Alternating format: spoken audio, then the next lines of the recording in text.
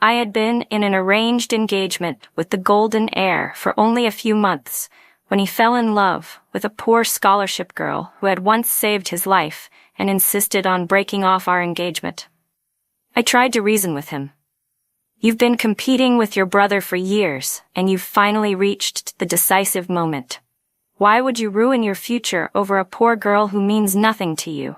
If you truly like her, you might as well keep her as a mistress in a gilded cage. The scholarship girl, Candy, felt humiliated. She attempted suicide several times by hanging, but Ethan Reed saved her again and again.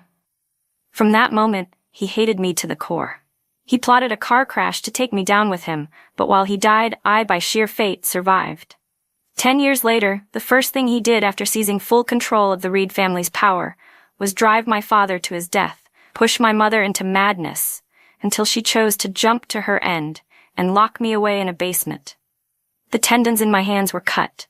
I was tortured day and night, and even my only daughter died in a car accident on her way home after learning the truth.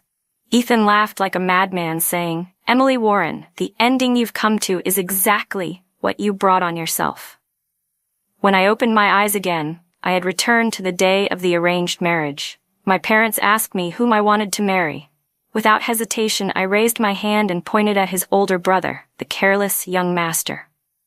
I died in Yun City during the second snowfall. Ethan Reed locked me in a basement for months, sealed off all news from outside, had my hand tendons cut, and soaked my body with salt water day and night. Down there, I learned only that my father, who had treated him like his own son, had been driven to death by debt, and that my mother, who had always cherished beauty, had lost her mind and chosen to leap from a building. The Warren family was shattered beyond repair. Ethan hated me. Every day he ordered his men to stitch my tendons back together only to cut them again.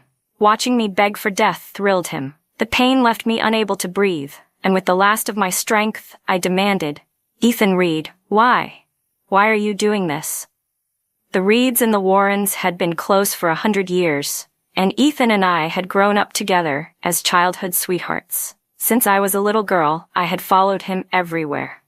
Whatever he wanted, I begged for it.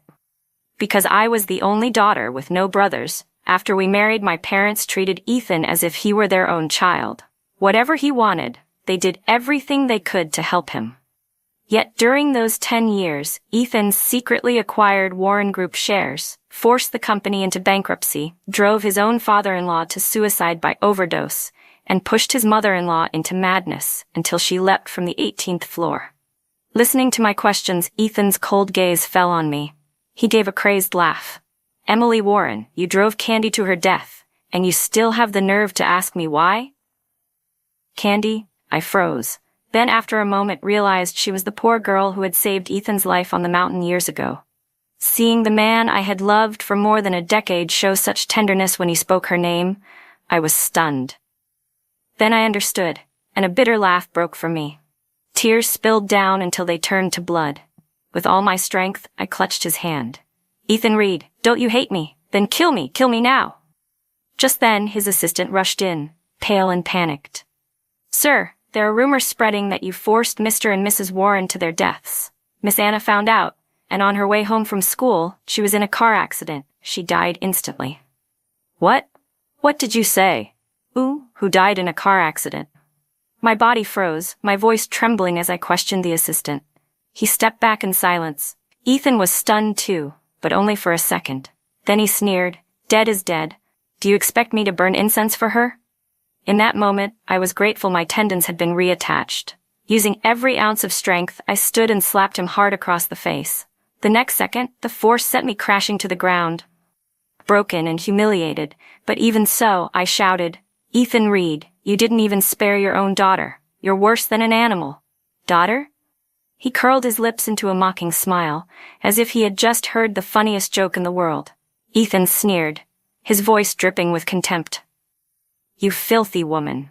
The man you had that one-night stand with was none other than my brother's illegitimate son. My brother touched you, and now you're nothing but a used woman. Just the sight of you disgusts me." The despair on my face froze, my pupils widening as the truth sank in. Years ago, when the accident happened with the scholarship girl, I was the one who survived. My parents, worried Ethan might resent me for it, planned to cancel the engagement. But on the night before it was to be broken, someone drugged me. When I woke up, the person lying beside me was Ethan. With what had happened, and with him vowing to take responsibility and promising a lifetime of loyalty. And because I already cherished the bond we'd built as childhood sweethearts, I didn't cancel the engagement. Instead, I agreed to our betrothal and eventually married him. This sudden truth crushed me like the last straw. I couldn't hold back anymore. I screamed, my voice tearing out of me, filled with hatred and despair. My face twisted with madness as tears streamed uncontrollably. Ethan reveled in my breakdown. He laughed wildly and ordered his men to cut my tendons again. His assistant turned his face away, unable to bear watching, but Ethan insisted on having my tendons cut and sewn back together every day. He kept a knife soaked in salt water, slicing my broken body one cut at a time. Yet my eyes had grown hollow. No matter what he did, no matter what he said, even when he mixed my daughter's ashes into rice and forced me to eat it, I had no reaction. Seeing me like a lifeless puppet, Ethan gradually lost interest. He tossed the knife to the floor, ready to speak. In that instant, I reached for the blade and with swift and ruthless precision, stabbed it toward him. Even as he kicked me away, I laughed manically, cursing him through my blood and breath. Ethan Reed, I curse you for all eternity. May you never know peace in this life or the next. As my consciousness faded, I stared blankly at Ian City, where snow hadn't fallen in more than a decade. Yet in June, snowflakes drifted from the sky. One flake landed in my palm and melted into water. Unwilling and bitter, I closed my eyes for the final time. Emily, have you decided who you want to marry? My mother's gentle voice asked. I lifted my eyes in confusion. The swirling snow was gone, but the pain in my chest swelled unrelentingly. When I looked at my mother, whole, sane, and alive, I froze for several seconds before rushing into her arms, holding her tightly, my voice trembling. Mom, you're here. You're still here. Even then, I could hardly believe that I had been reborn. My mother stood stiff, surprised, but instinctively stroked my back to comfort me. Softly she asked, "Who bullied my sweet girl? Tell Mommy, and I'll stand up for you." I couldn't stop crying. In my past life, Ethan had dragged my deranged mother into the basement, and she hadn't even recognized me. She had knelt before me, repeating over and over that it was her fault. But now, seeing her intact, I should have been happy, yet the tears poured endlessly. My father frowned, demanding, "Was it Ethan again? Did that boy bully you? He spends every day tormenting you. If you ask me, forget about this marriage. It's not like your mom and I can't support you for life." Before his words had even settled, Mrs. Reed stepped forward, grabbing my hand with a mock anger aimed at my father. "What do you mean by that, Victor? My son and your daughter grew up as childhood sweethearts, and everyone here knows their bond runs deeper than anyone else's. It's modern times. Marriages are free now, but even if you can't bear to let your daughter go, you'll have to accept reality, won't you? Emily, don't you agree with your aunt?" She raised her chin with confidence, smiling as though the outcome was already written. Everyone present knew the Warrens and the Reeds had been close for generations. Emily Warren and Ethan Reed were known to have grown up together. This banquet, though said to be a way for the Warren family to choose a son-in-law, had in fact already been decided long ago. It was only waiting to be announced. I snapped back to myself, pulling free from Mrs. Reed's grip. Following her gaze, I saw Ethan standing not far away. Most people had already guessed that the Warren family's choice was none other than Ethan Reed, and this marriage was critical, tied directly to his claim as the future heir of the Reed family. From the very start of the banquet, 4 or 5 groups of guests had already come over to greet me warmly, while the Reed family's eldest son, Nathan Reed, lounged lazily with his circle of unruly friends, whistling and joking around. Feeling the worried gazes of my parents, I smiled faintly and said, "Of course my marriage will be decided by me." By the middle of the banquet, Ethan Reed finally had a free moment, and almost by instinct, came to stand at my side. Seeing this, everyone around us smiled with satisfaction. My mother asked me again, "Emily, have you decided who you want to choose?" Before I could answer, Mrs. Reed stepped forward with a confident smile, and Ethan curved his lips arrogantly, as if the matter had already been settled. But I suddenly walked away from him, heading straight toward Nathan, who was still laughing and chatting carelessly with his friends. Lifting my hand, I pointed directly at him. "I want him." The entire room fell into stunned silence. Even Nathan himself turned back in surprise, pointing at his own chest in disbelief. "Been me?" I nodded firmly. He opened his mouth to speak, but before he could, Ethan stormed forward in 2 long strides, seizing my arm in a painful grip. His voice was cold and sharp. "Emily Warren, even if you want to throw a tantrum, there should be a limit. All I asked was for you to kneel and apologize to Candy. It's been more than a month. Why are you still holding on to this? What's the point?" The pain of his grip made me frown deeply. Only then did his words remind me of what had happened more than a month ago. At Candy's memorial, someone spread a rumor that I had hired people to steal money, and I was nearly destroyed by public opinion. I didn't even know where the slander had come from, but Ethan had believed it and come to settle accounts with me, demanding I kneel publicly and apologize. Furious, I had given him the cold shoulder for more than a month. It wasn't until last week, when he came to my home to apologize sincerely, that I finally forgave him. I had just opened my mouth to explain when, in the next instant, Ethan was kicked hard to the floor. Shocked, I turned back and saw Nathan standing there, tilting his chin lazily as he barked, "Get lost. Stay away from my fiancé." Ethan was stunned.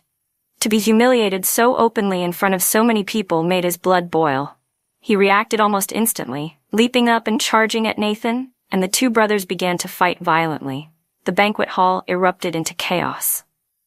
I frowned, wanting to step forward to stop them, but Nathan's friends blocked my way, warning, "Hey, little brother's fiancé, don't move. If you get caught up in this and hurt, it'll be trouble." Even as he spoke, Nathan had already won the fight. He turned, locked eyes with me for 2 seconds, then reached out to take my hand and lead me away. As we took the first step, Ethan, lying on the ground clutching his stomach, shouted after me, "Emily Warren, if you walk away with him, from this moment on I'll never acknowledge you again." I didn't hesitate. Instead, I quickened my pace.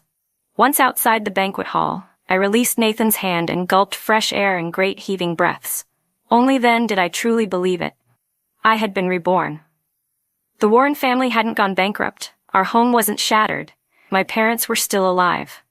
Everything still had a chance to change. Overwhelmed with joy, I didn't even realize tears were falling.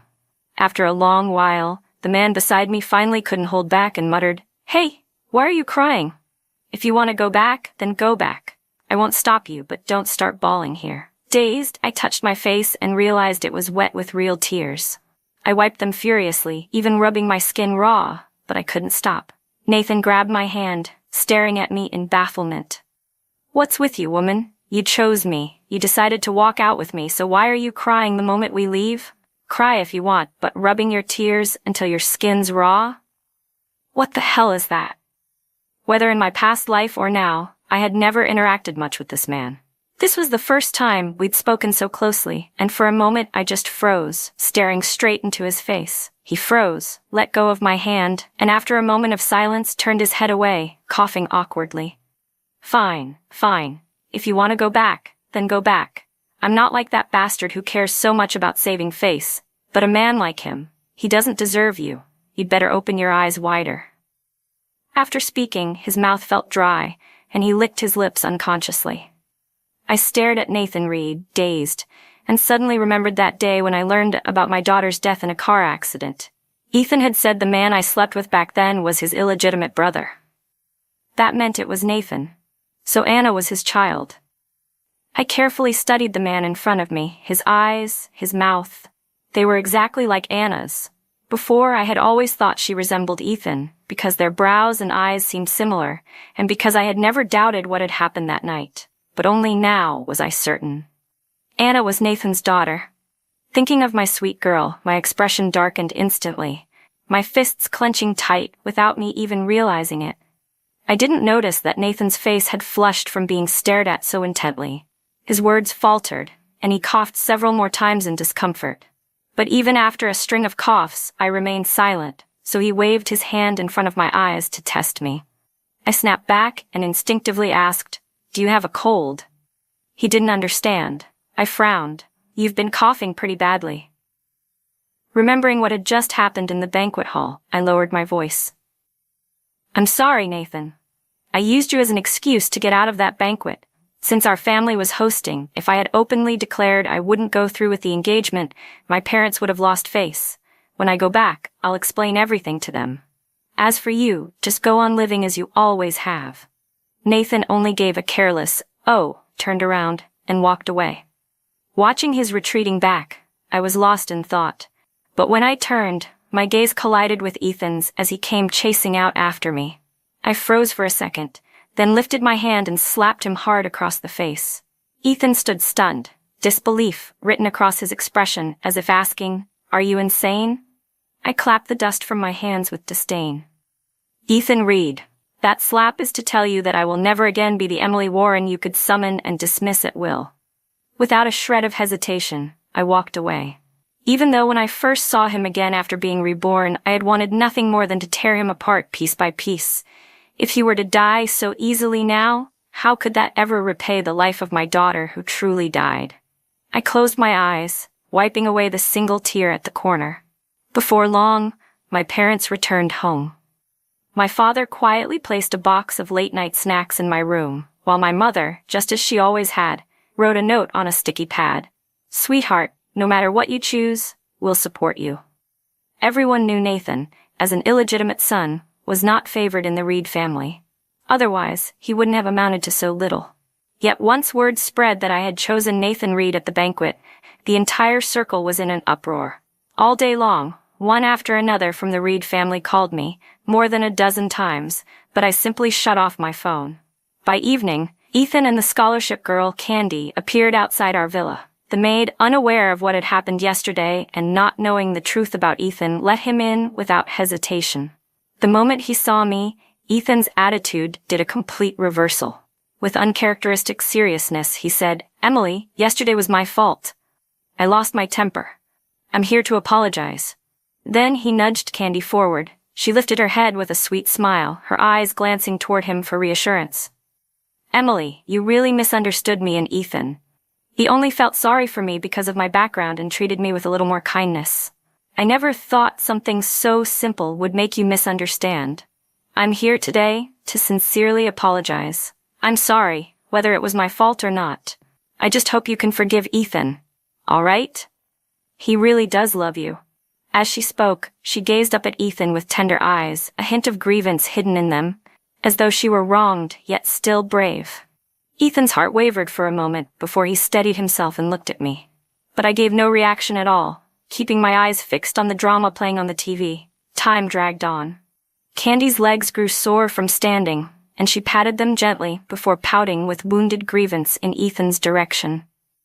But after all, he was still the exalted young master.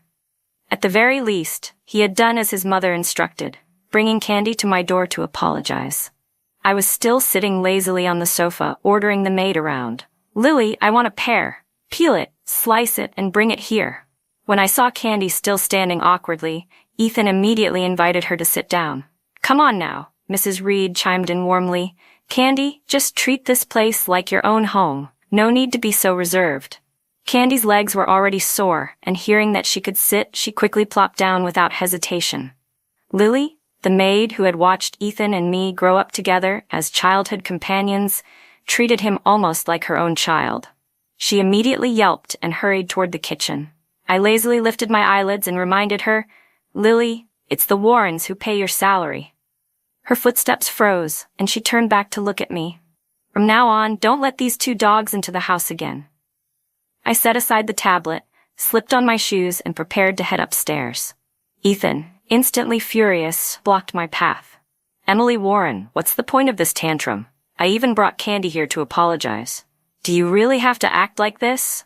Why are you so jealous whenever you see me standing with someone else?" I gave a sharp laugh. I had never once looked down on poor students because of wealth.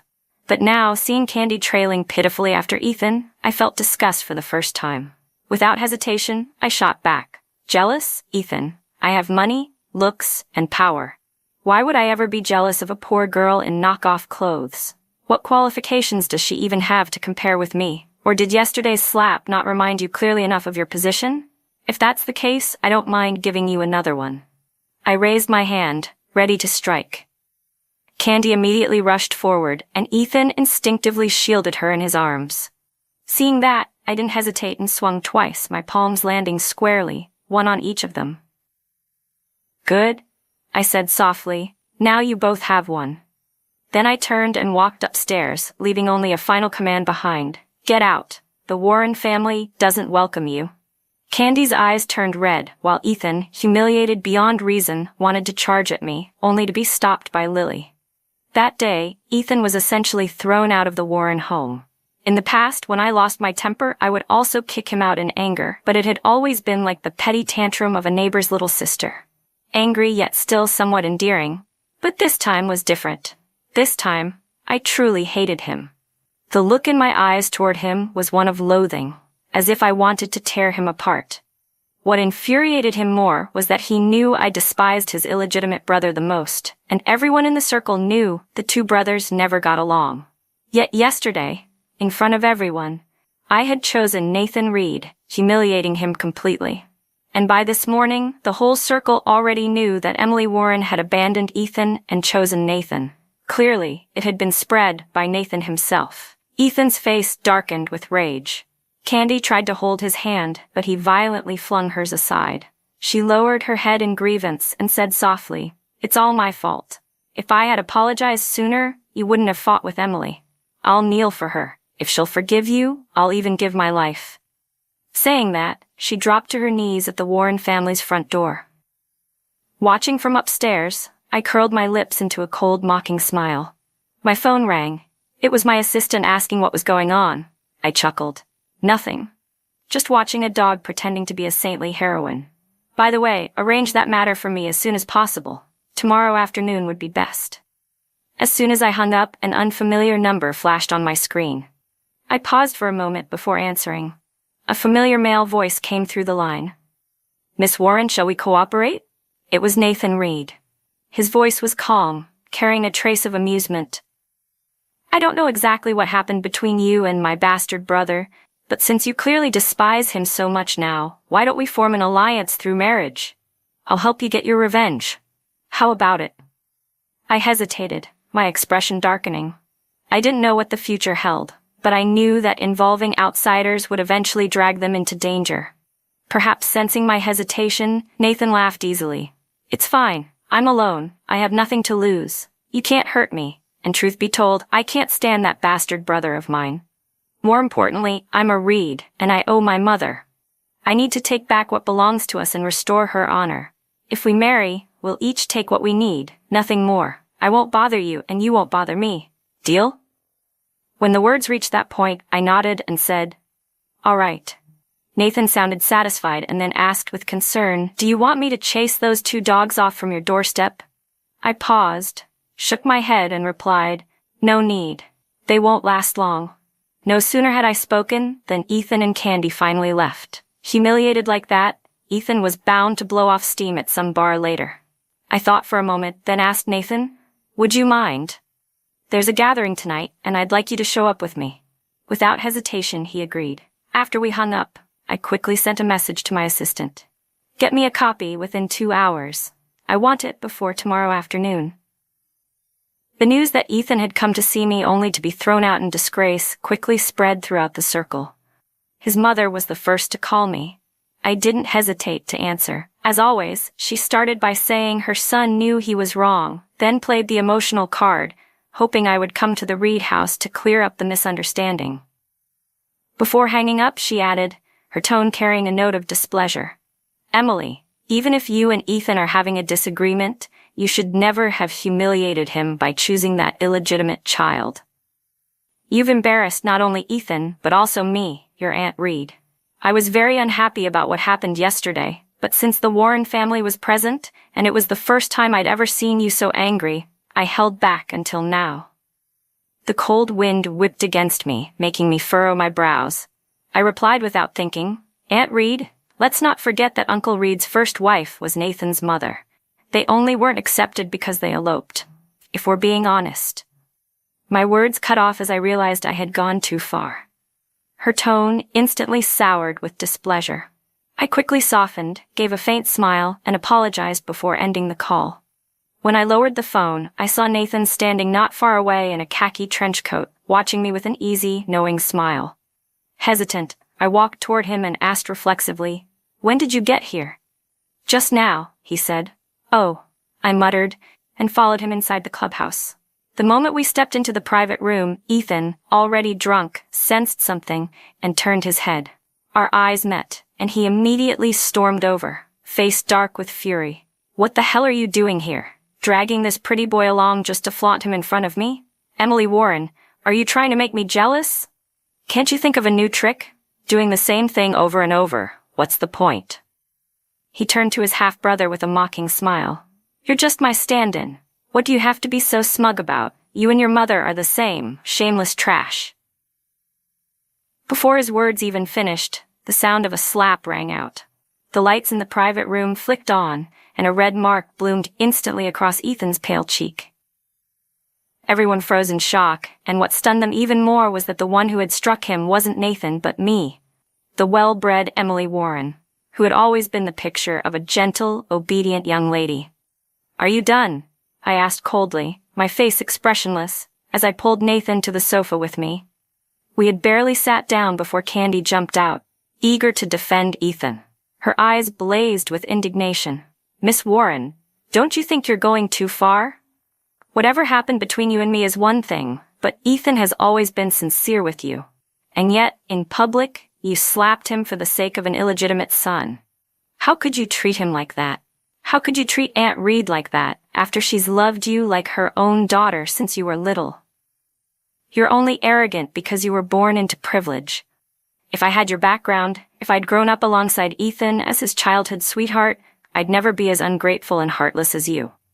Her words poured out in a single breath. Then she turned back, touching Ethan's reddened cheek with tender concern. I let out a sharp, humorless laugh, rose to my feet, and lifted my hand for another slap. This time Ethan caught my wrist in time. Seeing him block it, I smiled thinly. "Lovers quarreling, defending each other. You really do make quite the pair." Ethan started to retort, but the host of the gathering rushed forward to stop him. Most of the people at the party were Ethan's friends.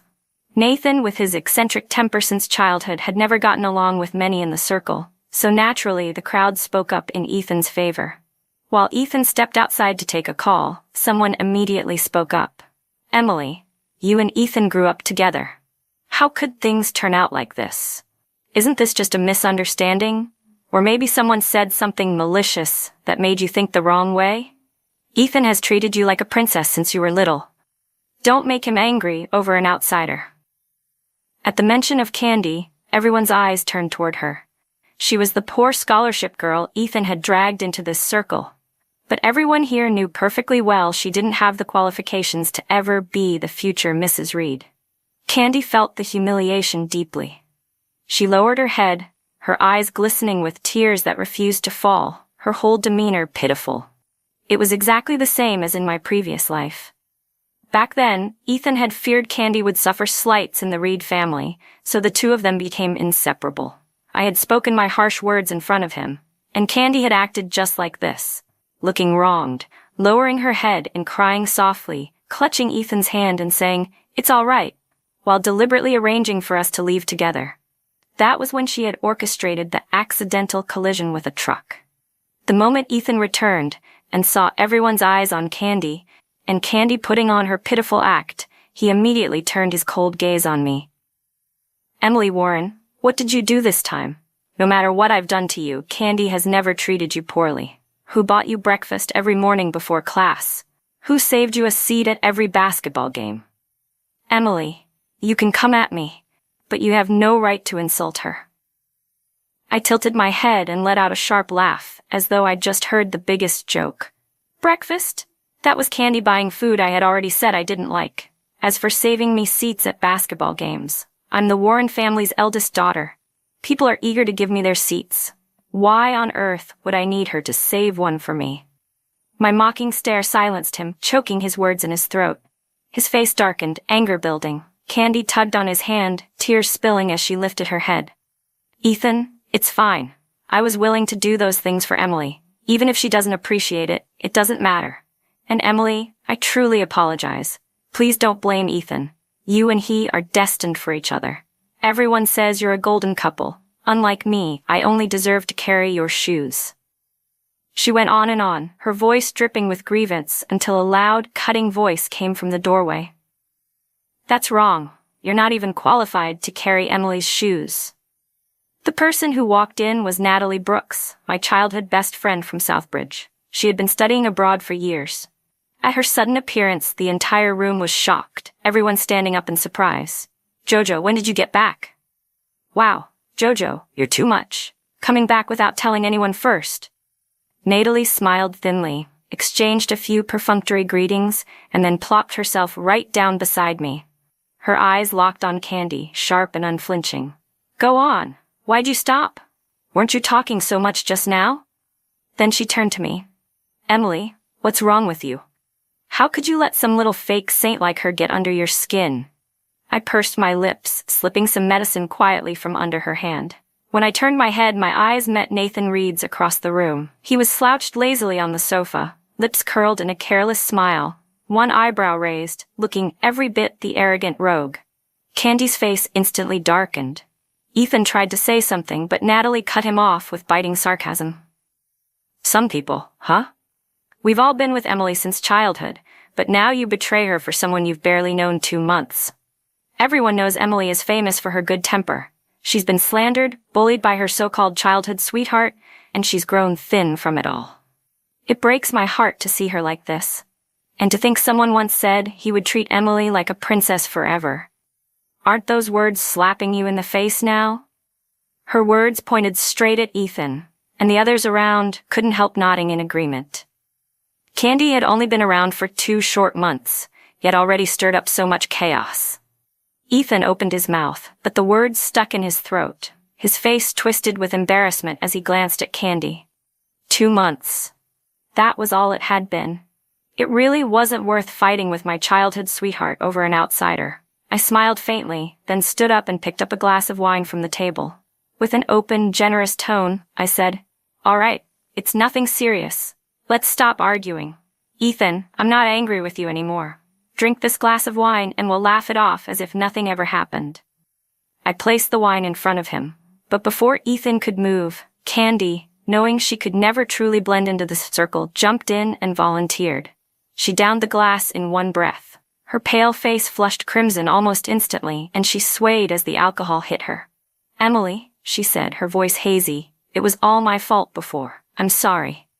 I only gave her a small smile, then subtly signaled to Natalie. She was never one to sit still. She'd already been restless in the private room. Catching my cue, she immediately called out to everyone, suggesting they all head out for a change of scene. Taking the opportunity, I tugged Nathan Reed along with me to leave. Ethan instinctively tried to follow. But I stopped him.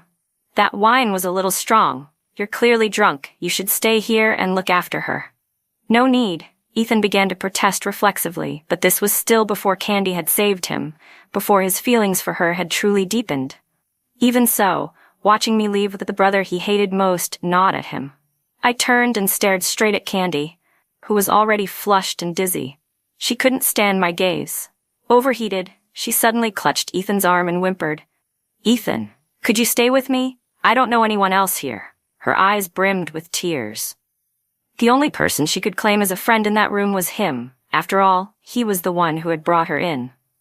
Ethan sighed, helpless, and urged, Fine, but you two come back quickly. Before I could answer, Nathan pulled me out. I closed the door to the private room and stood quietly outside, Nathan beside me. After a long while, muffled noises began to drift from within. I crept closer and peeked inside. What I saw made my stomach twist. On the sofa, the two of them had already lost all restraint. Before I could look longer, a warm hand covered my eyes. Nathan's voice murmured gently, Don't dirty your eyes with this. I shook him off and immediately sent a message to Natalie. Within minutes, she returned with several people. My face flared hot with panic. I rushed to block her way. No, don't go in. I've opened another room. Let's go there instead. Natalie played along, but deliberately raised her voice. What are you doing? I just got off a plane. I'm exhausted. I need to sit down and rest." Pretending I couldn't stop her, she pushed past. The others, already burning with curiosity, seized the chance and flung the door open. The sight inside froze everyone in shock. Some gasped, others screamed. Candy's clothes were nearly stripped off, Ethan's shirt half undone, their bodies entangled on the sofa. Scenes like this weren't unheard of in the wealthy circle, but to see it erupt so suddenly, right before their eyes, it left everyone reeling. Ethan snapped back to himself first. Panicked, he scrambled to pull his clothes back on. Candy, having drunk the drugged wine, was still dazed, unaware of what was happening, clinging to him desperately, begging for his attention. The commotion drew stares from every corner of the club. Whispers spread like wildfire, some calling it shameless, others sneering, most simply watching the show. The atmosphere devolved into chaos. Ethan shoved Candy away, but when she still clung to him, he grabbed the remaining wine from the table and splashed it over her to shock her awake. Finally, she began to regain her senses. Flustered and sweating, Ethan turned to me, stammering, "Emily, it's not what it looks like. It's not." He tried to step closer, but with each step he took, I retreated one. My eyes burned red with tears. It was as if he had suffered the greatest humiliation in the world. Ethan cursed angrily, spitting out, "Shameless," before storming out of the clubhouse. Jojo immediately played along, calling after him, "Ethan, how could you treat Emily like this? He loved you so much, and this is how you repay him.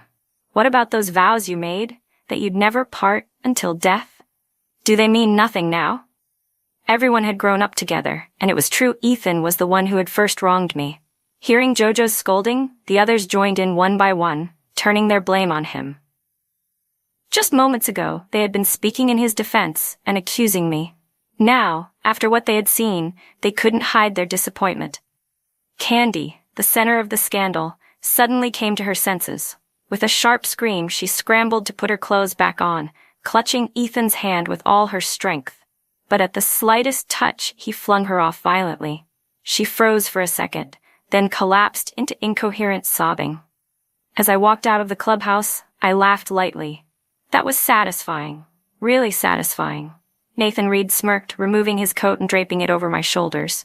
I didn't hesitate to nod in thanks. He spoke carelessly. "Emily, your childhood sweetheart just staged a little bedroom play in front of you with another woman. Doesn't that sting? I remember you used to like that bastard brother of mine, didn't you?" "Like?" I gave a self-mocking smile. "Yes, I liked him. In my last life, after I thought I had slept with him, Ethan showered me with care. When it was discovered that I was pregnant, we rushed to get married. Even though we had nothing else, I kept thinking as long as I was with the man I loved, it was enough. I once believed I was the happiest woman in the world. While I was pregnant, he fretted over me constantly. He would run home after work, afraid that the maid's cooking wouldn't suit me. So he even spent time learning how to cook. After Anna was born, Ethan proudly declared she was the second princess of his heart. The first was me. I thought I was blessed. Until our 10th year of marriage, when he stopped touching me, and in secret bought up shares of the Warren Group, pushing us toward ruin. From that moment, all that supposed happiness became nothing but a cruel joke. Nathan studied me for a long time. When I refused to continue, he didn't press further. Meanwhile, the Reed family scrambled in damage control. First, they contacted reporters to delete the photos and scrub the trending news. Then they called my parents to explain. But the scandal was already out of control. It wasn't until a month later, at the Reed family patriarch's birthday banquet, that things calmed somewhat. The moment I arrived, Aunt Reed rushed over as if she had found her savior, apologizing profusely. For the entire month, both I and the rest of the Warren family had avoided the Reeds at every opportunity, leaving her no chance to explain. My father's face stayed dark. His precious daughter had been humiliated so deeply. As a parent, he knew who his daughter truly loved. Even if that day I had pointed to Nathan, in his heart, he thought it was out of spite. For the patriarch's birthday, my mother forced a polite smile, but she wasn't eager to entertain Aunt Reed either. Seeing that neither of my parents would respond, Aunt Reed turned her pleading eyes on me. "Emily, Ethan isn't that kind of person. This must all be a misunderstanding. You believe him, don't you? You don't know how much he regretted it. He shut himself in his room for a whole week, not eating or drinking. As for that girl, don't worry. We've already sent her away. Ethan himself demanded it. She'll never appear again. Please, don't stay angry at him. Can't you just go see him? He's loved you the most since childhood. Her voice trembled, her eyes red. I nodded lightly and went upstairs. The moment I opened the door, something came flying at me. I dodged and snapped. What's wrong with you? Have you lost your mind? Ethan turned around, startled. Then his face lit up with joy as he hurried over, like a scolded puppy finally seeing its owner. Emily, why didn't you answer my messages? Why didn't you pick up my calls? Look, I've cleaned myself. I'm not dirty. I'm really not. Please, believe me. He reached out his hand toward me. His once fair skin was rubbed raw, patches scraped red. I was silent for a few seconds, then reached out and brushed it gently with my fingertips. The moment I touched him, Ethan winced in pain and let out a small sound. When he saw me looking, he immediately quieted, lowering his head like a chastised puppy. I pulled my hand back, my expression calm. Enough. No more of this. Today is grandfather's birthday. Let's go downstairs. At my words, Ethan's face lit up with excitement.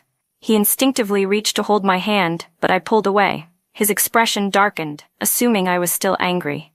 I explained quickly. Grandfather is waiting for us. Let's go. Hearing that, his smile returned. After all, today wasn't just a birthday, it was the day to announce the engagement. To him that meant my choice had, in the end, fallen back to him. With pride, he tilted his chin high and followed behind me downstairs. Seeing that things between us looked fine again, Aunt Reed beamed and eagerly pressed a family heirloom into my hand. I knew you'd be my daughter-in-law. This was left to me by my mother, and now I'm giving it to you. I immediately stepped back, smiling politely. Let's wait until grandfather makes the announcement first. I turned toward where the old man sat. The others followed my gaze. The patriarch was 80 years old this year, but he looked more like he was past 90. His face carried little joy, only heavy sorrow. My mother sighed quietly. Look at him. Clearly, he still blames himself in his heart. The smile faded from my lips. Over the past month, I had not been idle. I had investigated the truth of Nathan Reed's mother. Nathan's parents had truly loved each other, but because of the disparity in their status, and because Nathan's father was the only heir of the Reed family, he had never been allowed the right to choose his marriage. But he refused to give in. He chose love and ran away with her. For the first 5 years of their elopement, no one came looking. They lived happily, safely, until Nathan was 3. That year, the great-grandfather collapsed under the strain of business and political pressure. Greedy relatives swarmed like vultures, eager to divide the Reed fortune. Desperate, the old patriarch sent people to find his missing son. But on the way back, Nathan's mother was killed in a car accident. Nathan's father, utterly broken, returned home with his young child. He lived like a hollow machine, going to work, coming home, speaking to no one, participating in nothing. The next year, the patriarch, unable to watch his son waste away, personally drugged him and forced a marriage between him and Aunt Reed. They thought that if another woman entered his life, he might finally let go of the past. But by the 7th month of Aunt Reed's pregnancy with Ethan, Nathan's father fell ill and passed away. On his deathbed, his final thoughts were still of the wife he had lost. From then on, the patriarch lived consumed by regret, endlessly wondering whether he had been wrong, but he never received an answer. At first, the rumors in the circle accused the patriarch and his wife of driving their son to death, of killing the first wife. At that time, the whispers of illegitimate child weren't aimed at Nathan. They were aimed at Ethan. From birth, Ethan had people pointing at him, calling him a bastard, a murderer. To protect her son, Mrs. Reed twisted the truth, claiming Nathan's mother was just a mistress, that Nathan's father never loved her, that Nathan was the real illegitimate child. My chest ached as I thought of Nathan's story. His mother gone when he was only 3. His father dead by the time he was 5. From his earliest memories he had been scorned, pointed at, called a bastard, the son of a shameless homewrecker. Tears welled in my eyes. If it had been my child, if anyone had dared to treat them that way, I would have given my life to protect them. A sharp, burning gaze landed on me.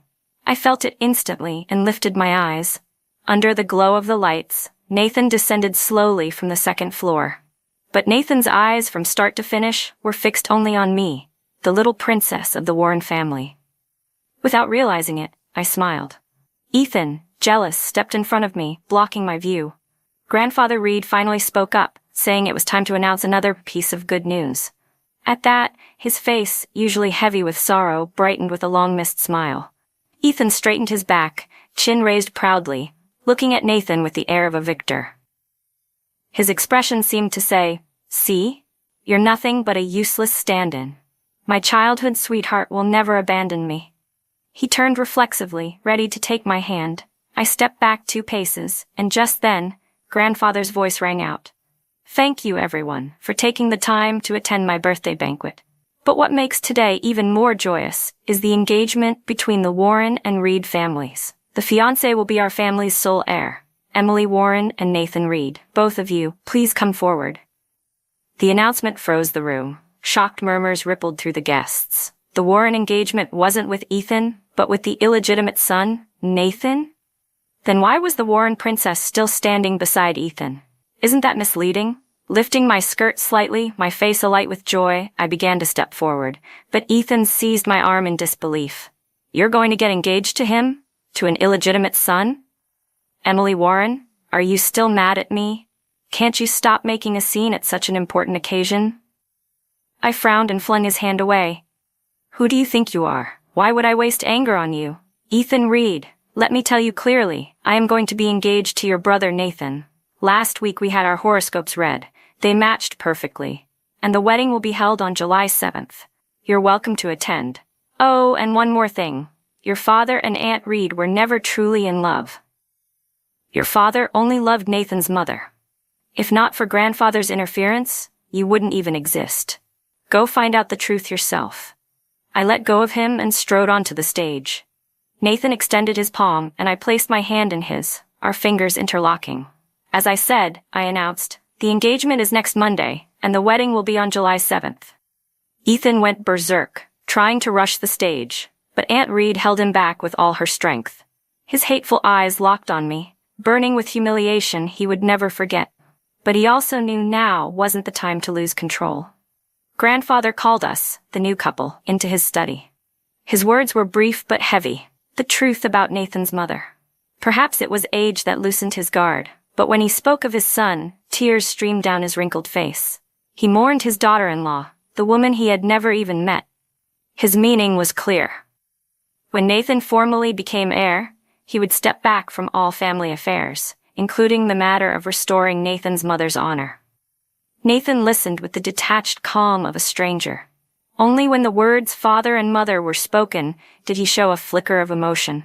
When we left the study, I gripped his hand tightly, my heart aching. In the end, it was his own grandfather who had destroyed his family, causing the death of his mother, and in turn, his father. No matter how much grandfather loved Nathan now, it could never replace a mother's love. If she had lived, his father would still be alive. Nathan would never have been a child without parents. Feeling the warmth of my hand in his, Nathan finally gave me a smile. But in that same moment, a waiter suddenly rushed at us, brandishing a knife. None of us had time to react. Before we could move, someone else was faster. He snatched the knife away and kicked the waiter squarely in the chest. The man tumbled backward, crashing down the staircase. Blood spilled from his mouth and a dark stain spread beneath him. He gasped in agony, clutching his stomach, crying out, "My child, my child." Only then did we see clearly who the waiter was. It was Candy. Her face was badly scarred from burns, almost unrecognizable at first glance, and the one who had reacted first, who had disarmed her in an instant, was none other than Ethan. He had come to overhear what grandfather was saying to his illegitimate brother, but instead had stumbled upon a truth-shattering secret. He himself was the real illegitimate child. The one who had destroyed another woman's family. When Ethan heard grandfather's words, he looked utterly shattered. Seeing Nathan standing with me broke him, and though he wanted to step forward, he didn't dare. It wasn't until he noticed a waiter charging at us with a knife that he rushed forward instinctively. I followed Nathan down the stairs. The moment Candy saw me, she seemed to forget her pain and lunged at me with crazed eyes. It's all you, you bitch. If it weren't for you, Ethan wouldn't have abandoned me. He wouldn't have abandoned this child either. It's all because of you. Emily Warren, why are you still alive? Why don't you just die? You tried to use public opinion to push me to my death before, and now you want to kill the Reed family's child too? A vicious woman like you doesn't deserve to step into this family's gates. Her words were sharp and venomous. Aunt Reed, hearing her mention the Reed family's child, instantly thought of her own son. Panicked, she ordered someone to call an ambulance. If anything happens to my son's child, I'll never forgive you. The ambulance arrived quickly. Aunt Reed insisted on going with Candy, but Nathan stepped in her way. Toward this illegitimate child he had never shown kindness, and now he coldly snapped. Get out of the way, you slut. You've already stolen your brother's woman, and now you want to force his child to death too? You're worse than an animal. When she turned her accusations on me, I kept calm and silent. But watching Nathan be humiliated like that, I instinctively wanted to step forward. He stopped me, giving me a steady look that told me to trust him.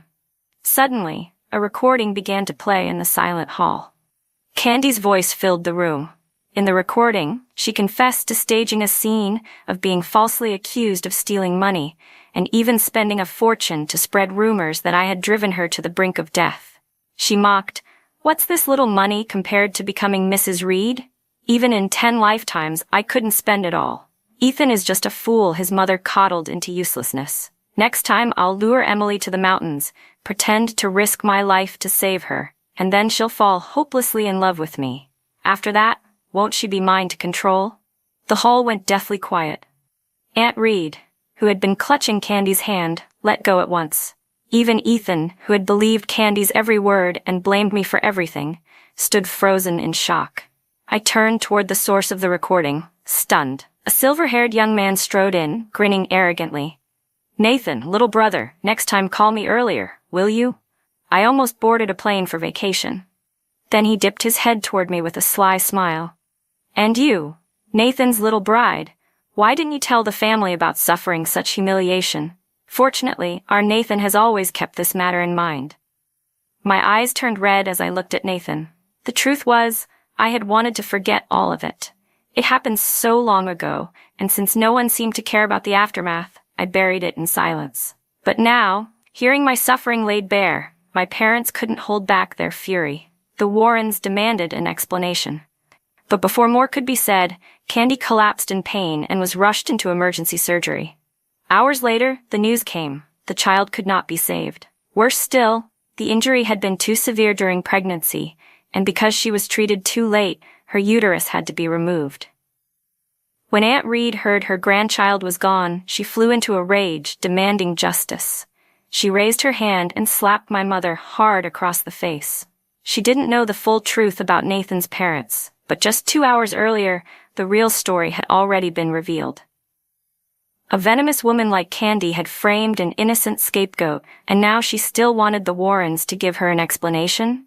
My mother's fury boiled over. She slapped Aunt Reed across the face in return. "Your son didn't care about the truth. He forced my daughter to kneel and apologize because of rumors, and now you demand justice from us? No. If the Reed family doesn't make this clear today, I'm not leaving. My daughter endured humiliation in silence, never telling us. But your son, whenever he suffers even the smallest grievance, he runs crying to his mother. You call me to accuse my daughter, to slander her. Who do you think you are? Does my daughter need your lectures? You can't even raise your son properly, and you dare to try teaching my daughter? Do you have any shame at all?" "I only called you sister out of respect," my mom snapped. "Without it, you're not even worthy to touch the toes of his real wife." Watching her deliver those lines without even pausing for breath, I couldn't help but secretly give her a thumbs up. My mom's fighting power was truly impressive. My dad sat beside her with a dark expression, silently backing her up. Every time my mom said a line, he added his own, the two of them seamlessly in sync until they finally stopped. Then they both turned to look at me. My mom pulled me into her arms, her voice tender with guilt. "Sweetheart, how could you suffer so much and not tell us? Didn't I tell you that whatever happens, you can always come to me? You can always lean on me. Act spoiled if you need to. It's our fault. Your dad and I have been too busy with work, caring too little. You've always been so independent since you were little, never really acted spoiled, never asked for anything outright. If it weren't for that recording, we would never have known how much you were humiliated at school. I didn't want to cry. I longed to hold on to that look of pain and love in her eyes. But in an instant, my tears poured out uncontrollably. For just this grievance, my parents acted like they wished they could bear it in my place. If in my past life they hadn't been forced into madness, if they hadn't had to watch their daughter's tendons cut and her body tortured beyond recognition, their hearts would surely have shattered with pain. Aunt Reed, however, still wasn't finished. She continued to fuss and argue until Grandfather Reed slammed his cane against the floor, his voice stern. Enough! Haven't you shamed us enough? Get out! He turned toward my family and bowed slightly. Emily, Nathan, it's our Reed family who wronged you.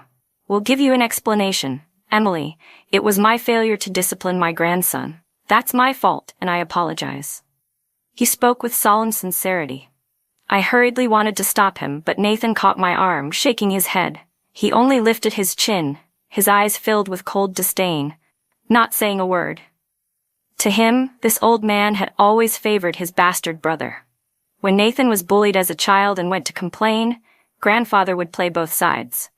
He'd say he would discipline Ethan, but in reality, all Ethan got was a few words of reproach before being handed sweets. Maybe only at the very end of his life, looking back, would this old man realize just how horribly wrong he had been.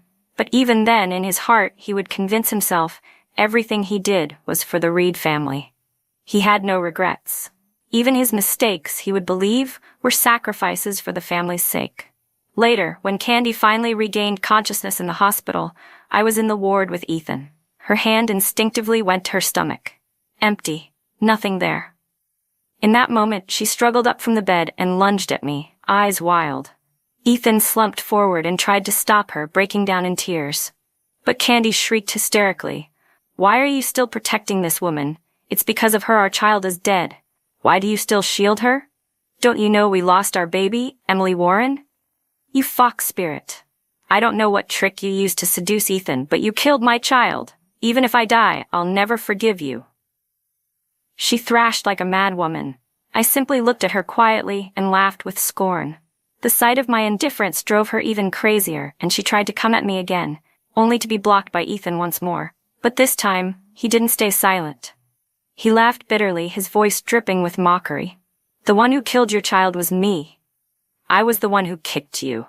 That's why you fell down the stairs. If you want to accuse a murderer, then accuse me. Enough, Candy. I'll give you a sum of money. Leave this place. Go anywhere, just not here. He let out a heavy sigh and pulled me out of the ward. Once outside, he found a quiet corner. He looked at me, lips parting as if he wanted to speak, but no words came out. He just stared, torn and silent. I smiled and said, Ethan, did you really think that by driving Candy away and saying a few apologies I would forgive you? If that's what you thought, then you were completely wrong. I will never forgive you in this lifetime. Chloe is truly gone. There's no way I can forgive you, nor can I forgive you on behalf of Chloe, the girl you spoiled endlessly since childhood, the daughter you were supposed to protect as her so-called father. I turned and walked away. Ethan couldn't hold back and demanded, Emily, what on earth did I do that was so unforgivable? Why do you hate me this much? I paused for just a moment, said nothing, and left the hospital. Time passed quickly, and soon July arrived. The Reed family's response was to cast Aunt Reed out of the house, but Ethan still carried Reed blood, so he remained, reduced to nothing more than a useless young master. Candy refused to leave at first, making scenes at both the Reed and Warren households again and again, but in the end Ethan found a way to drive her off. The next time I saw him was at my wedding.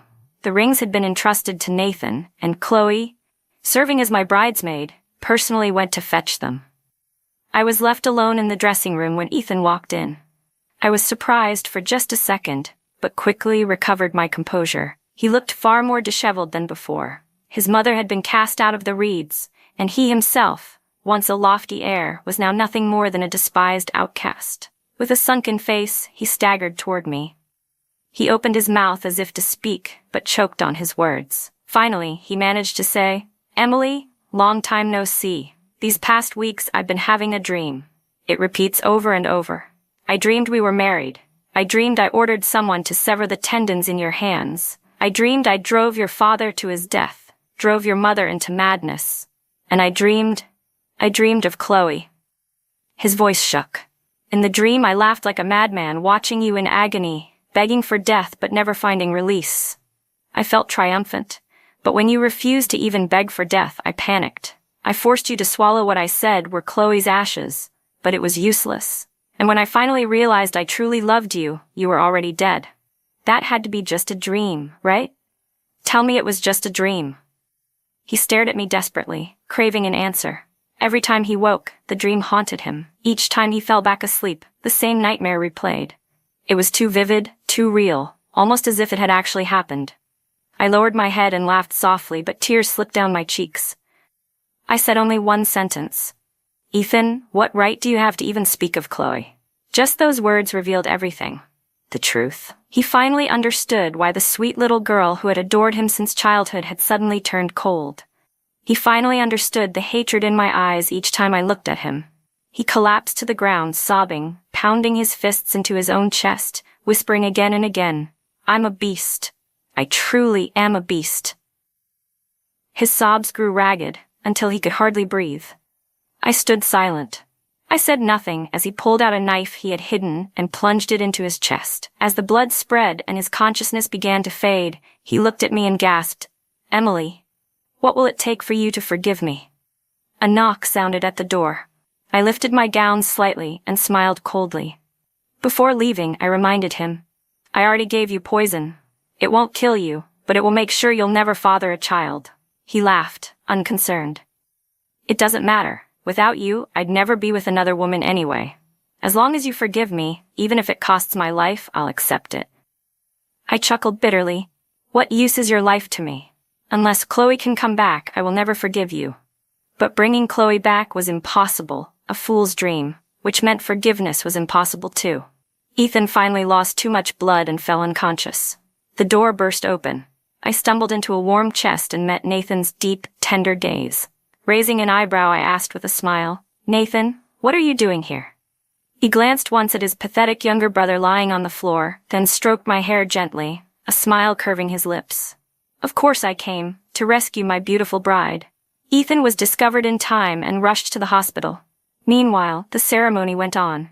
The priest's voice rang out, "Do you, Mr. Reed, take Miss Warren to be your lawful wedded wife, and do you swear before all, whether in wealth or poverty, in health or in sickness, to forever love her, cherish her, remain loyal to her, and never abandon her until the very last breath of life?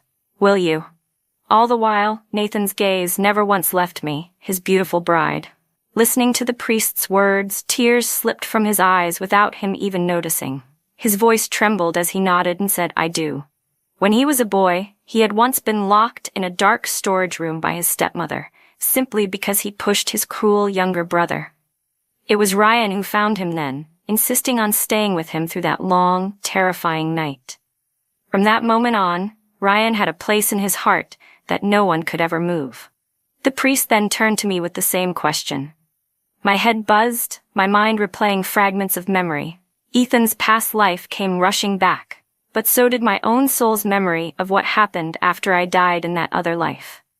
Nathan had killed Aunt Reed and Ethan, fed his stepfather's corpse to the dogs, and buried me in the plot he had purchased long before. All because, when I was young, I once joked, "I wonder if I'll ever get to see the ending of this anime." Because of that single sentence, every Saturday he came to my grave and played the newest episode for me, one after another, until the final episode was released. When the story concluded, he smiled with contentment and willingly gave his life for me. So it turned out there had always been someone who believed that meeting me was the happiest thing in his life. Someone who had loved me so deeply that even death could never make him regret it.